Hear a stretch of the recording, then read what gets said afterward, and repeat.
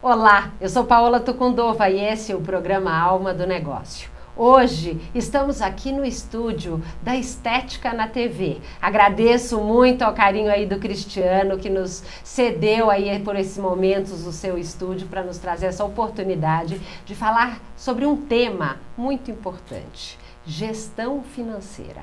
Nós vamos falar sobre análise econômica e análise financeira. Qual é a diferença? Você sabe? Uma linguagem muito fácil e acessível, por isso inclusive que eu convidei para ser meu entrevistado o Arthur Brito. Ele é diretor de novos negócios da Método Consultoria. Arthur, muito obrigada por estar aqui conosco. Imagina, é um prazer. Vamos falar de um tema que nem todo mundo gosta, né, Arthur? É verdade, é verdade. Agora, para falar sobre isso, queria que você contasse um pouquinho da sua experiência e por que você acha que esse assunto de gestão financeira, análise econômica, financeira, são tão importantes para o sucesso do negócio. Sim.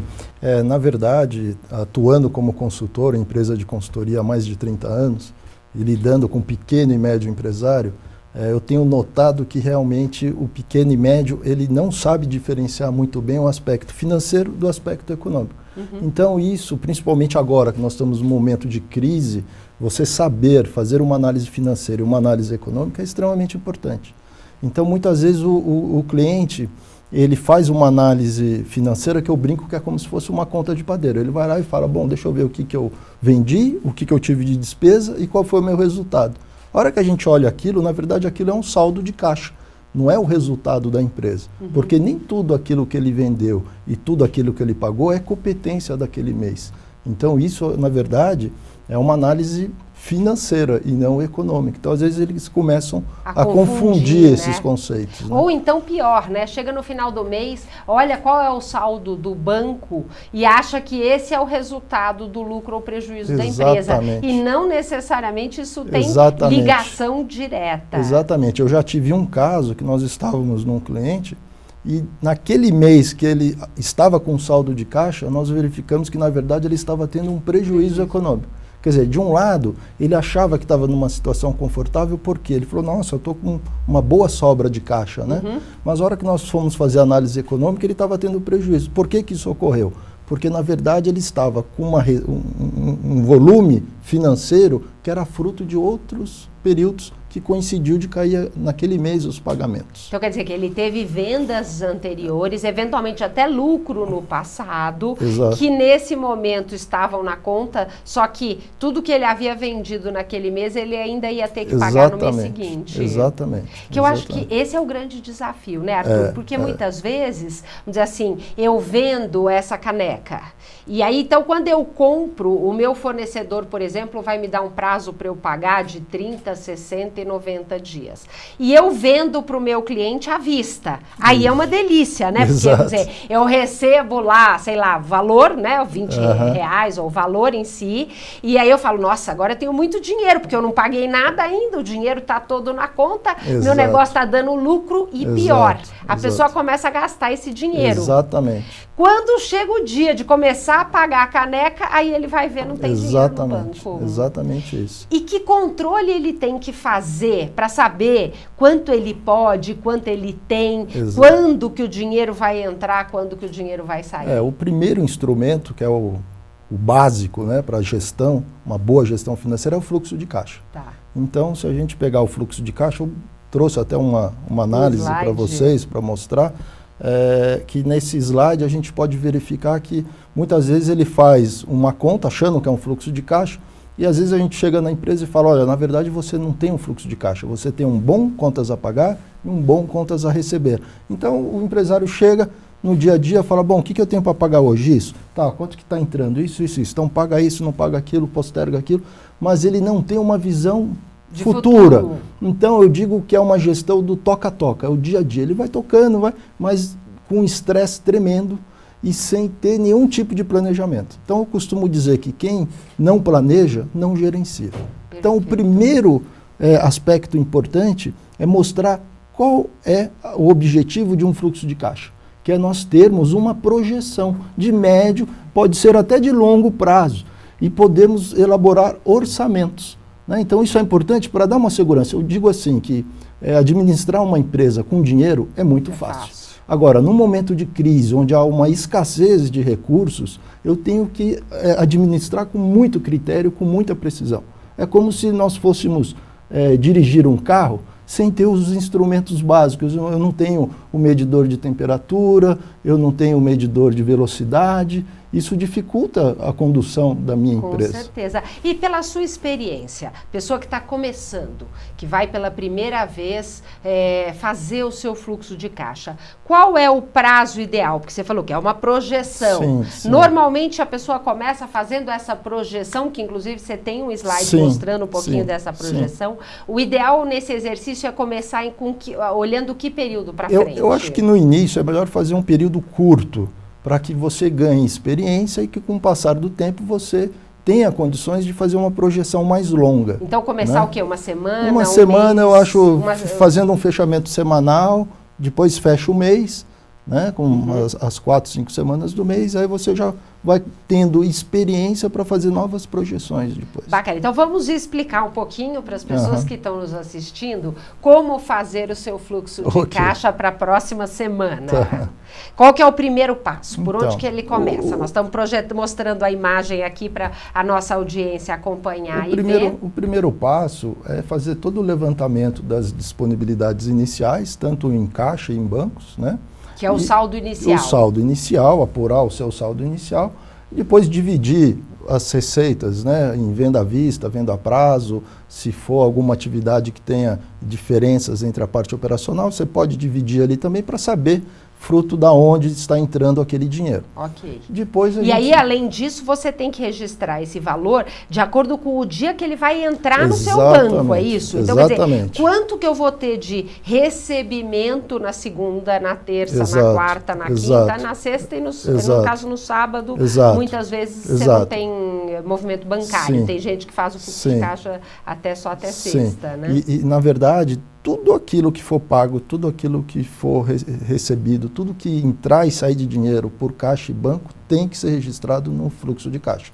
Tem que ter um critério muito grande aí para não deixar escapar nada. E detalhe, você está fazendo uma projeção, não é ficar anotando o que você fez na semana passada. Sim. A ideia é, você tem que sentar e ver se você tem recebimento em cartão de crédito ou com duplicatas a receber, você sabe, porque já foi vendido no mês passado, num período anterior. Agora, se você tem venda de produtos à vista, o serviço, o cliente que vai chegar no seu balcão e vai pagar, você vai fazer uma previsão de quanto você vai vender naquele dia. Essa previsão pode até ter algum erro, né, Arthur? Sim, mas a única forma de você projetar é você estimar o valor. Exato. Ali naquela planilha, por exemplo, nós temos na última coluna a previsão semanal. Então, o que ocorre? Você vai fazendo os lançamentos segunda, terça, quarta, quinta, e automaticamente ele vai levar o total da semana. Aí você compara quanto que eu orcei, quanto que eu previ e qual foi o realizado. Então, no começo, normalmente vai errar muito, vai ter uma diferença muito grande. Mas depois da segunda, terceira, quarta semana, no segundo mês, você vai conseguindo aferir melhor e chegar mais próximo, né? Então, você vai melhorando a tua projeção. Por isso que eu acho que é uma coisa importante, né? Porque fluxo de caixa é como andar de bicicleta. Você só vai aprender fazendo, não tem outro jeito. E aí, mesmo que nas primeiras semanas erre bastante, você vai corrigindo e você vai ver que em menos de 2 meses você já vai ficar craque em fazer isso. Exato. E você aconselha, talvez pelo menos no início, colocar uma linha de imprevistos, despesas imprevistas que você vai ter. E que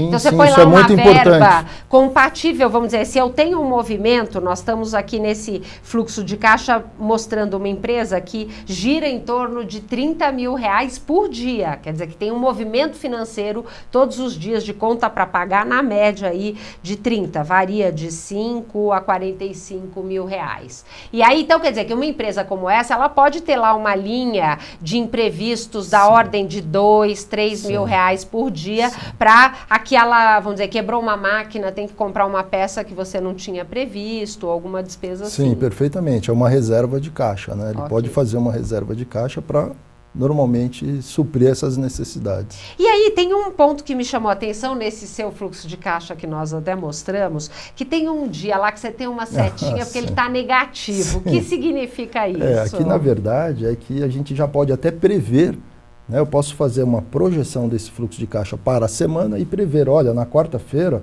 vai haver uma falta de numerário. Mas na semana como um todo nós estamos com saldo positivo. Então o que isso quer dizer?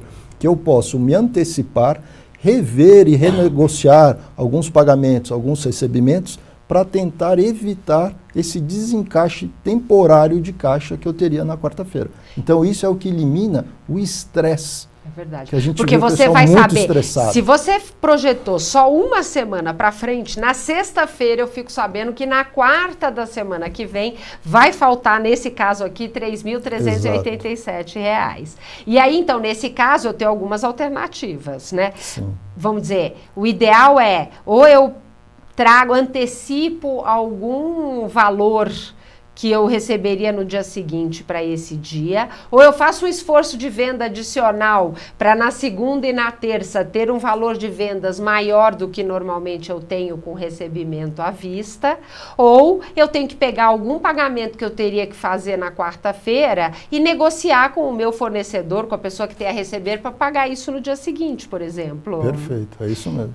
Se você não faz uma projeção, o que acontece? Vai chegar nesse dia, você vai entrar no famoso cheque especial e vai ficar feliz. Ufa, ainda bem que eu tenho cheque especial. Vai pagar uma taxa de juros nesse valor aí da ordem, né? Vamos falar aqui de 10, deve estar 10, 15% ao mês, que é pesadíssimo. É como se você pegasse um dinheiro e jogasse fora esses juros que você pagou por uma falta de programação, que te levaria a uma negociação e você vê que fica, que resolve a sua situação. E pior, quem não faz essa projeção fica com o caixa negativo e o primeiro dia fala, ufa, ainda bem que eu tenho cheque especial.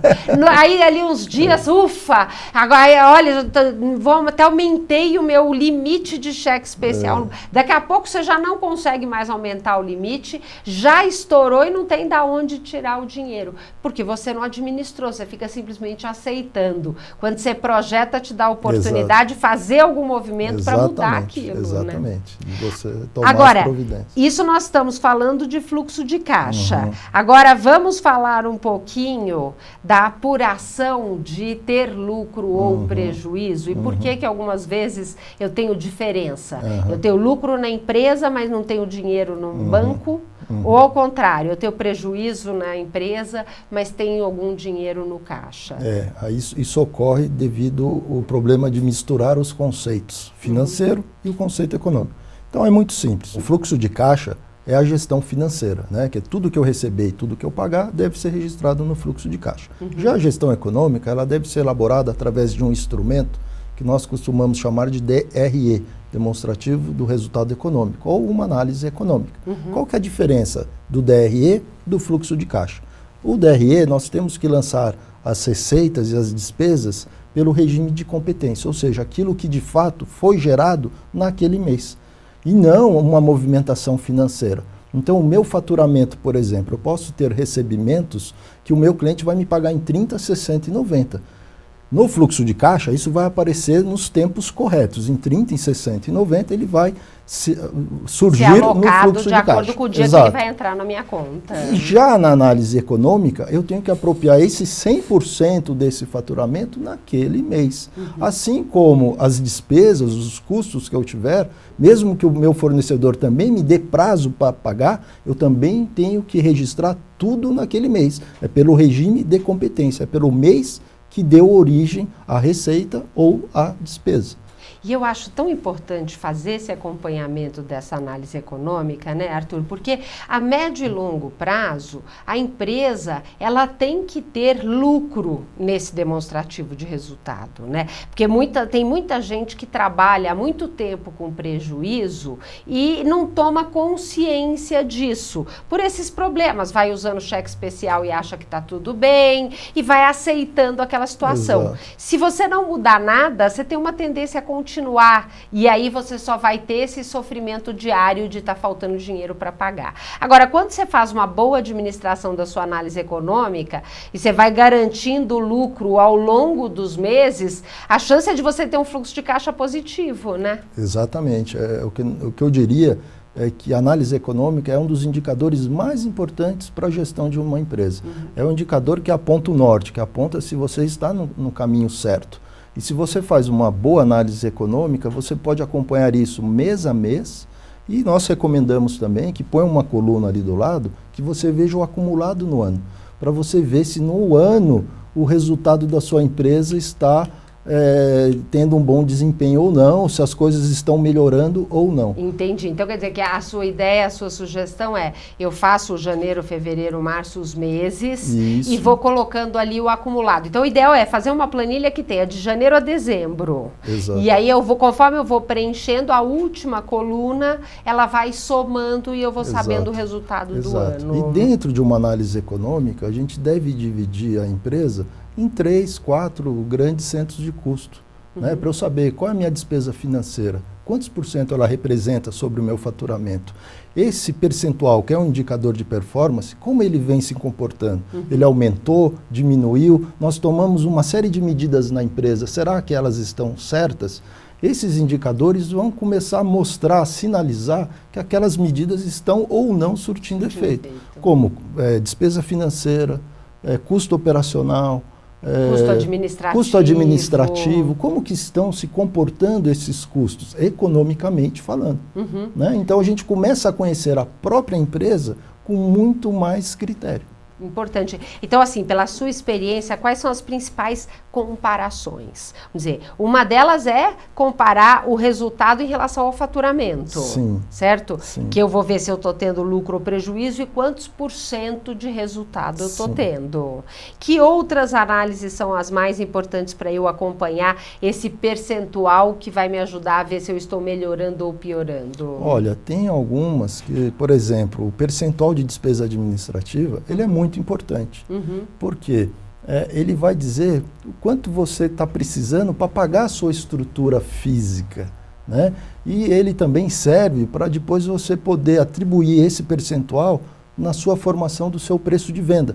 Que muitos esquecem que na hora que nós vendemos um produto, não são só os custos diretos. Você tem que gerar uma receita que pague os teus custos diretos, a tua estrutura física e ainda dê lucro. Então, quer dizer, e aí que vem a questão, né? Uma coisa é o custo variável, por exemplo, falando de novo, estou vendendo a caneca, o custo variável é o custo da mercadoria vendida, sim, o imposto que eu só vou pagar se eu vender, a comissão de vendas, que são custos que estão diretamente ligados. Sim. Agora, o aluguel da loja, a conta de luz, a conta de água, a remuneração do dono pro labore, isso tudo é um custo fixo que, independente da venda, vai ter que fazer Exato. Aquele pagamento. Como alocar? Como é que eu sei quanto que eu vou colocar? Às vezes eu tenho 4 ou 5 linhas de produtos diferentes, ou eu tenho produtos e serviços. Como é que eu vou fazer uma avaliação? Porque o aluguel da loja ele é o mesmo para tudo. Qual que é a sua sugestão para a pessoa avaliar isso? Na verdade, para a formação do preço, é o percentual da despesa administrativa. Porque como é um percentual, não importa se eu vou vender o produto A ou o produto B, que podem ter até margens diferentes, mas eles vão ter que absorver aquele percentual da análise econômica para contribuir para pagar a despesa administrativa. Então, vamos dizer, pegando um exemplo que uma empresa fez o demonstrativo de resultados de um período anterior e percebeu que a despesa administrativa dele é da ordem de 10%, por exemplo. Então, na hora que ele vai estabelecer o preço desta mercadoria, além de colocar o custo variável, o custo da mercadoria vendida e todos eles, ele ainda vai alocar 10% pelo custo administrativo e mais a margem de lucro Sim. que eu quero no produto, é isso? Isso mesmo. Que é a famosa margem de contribuição. O que é a margem de contribuição? É a minha receita, menos o meu custo variável, vai sobrar o quê? O que sobrar é a margem que eu tenho para pagar a minha despesa fixa e tirar meu lucro.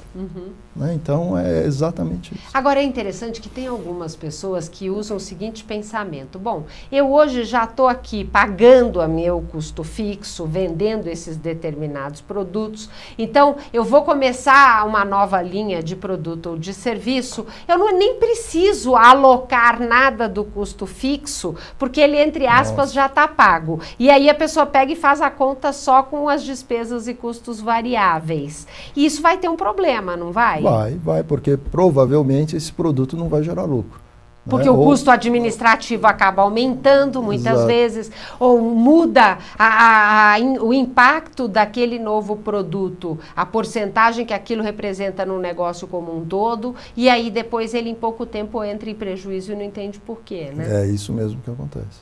E aí, então, assim, na sua experiência, a pessoa deve cuidar desses relatórios de análise econômica, porque outro ponto que eu acho terrível é que tem muita gente que usa um ERP, um sistema que registra a sua venda, até porque muitas vezes eu tenho o meu PDV na minha loja e quando o pessoal da empresa vem me vender no computador aquele software, eles mostram que o software faz tudo, né? Porque quando você vender, ele emite a nota fiscal, ele já soma tudo de receita, você pode usar esse mesmo sistema para registrar suas despesas e a pessoa tem aquele recurso e não usa.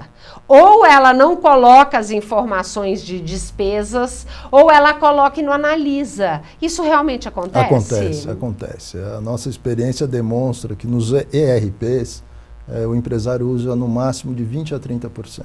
E muitas vezes, tudo isso que nós estamos discutindo aqui, está no ERP. Agora a gente precisa ir lá, se informar, fazer o input correto das informações, extrair os relatórios, analisar, e tomar as decisões. Eu acho isso fundamental e eu vejo que as pessoas realmente não fazem. Hoje já tem até aplicativos gratuitos do celular, você pode fazer o acompanhamento do seu negócio. Agora, não adianta nada ter isso se você não tiver uma disciplina. A sua sugestão é o quê? É o empresário sentar uma vez por mês para fazer essa avaliação da análise econômica? Sim, análise econômica, isso tem que ser regra. Todo fim de mês, uma análise criteriosa.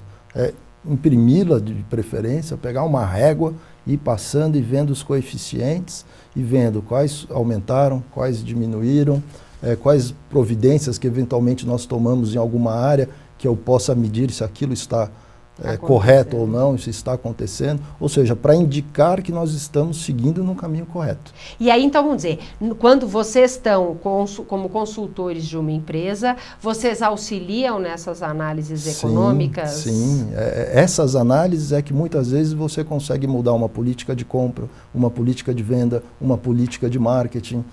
Você começa a provar para o empresário que algumas medidas realmente surtiram efeitos e outras realmente não, porque contra números não há argumentos.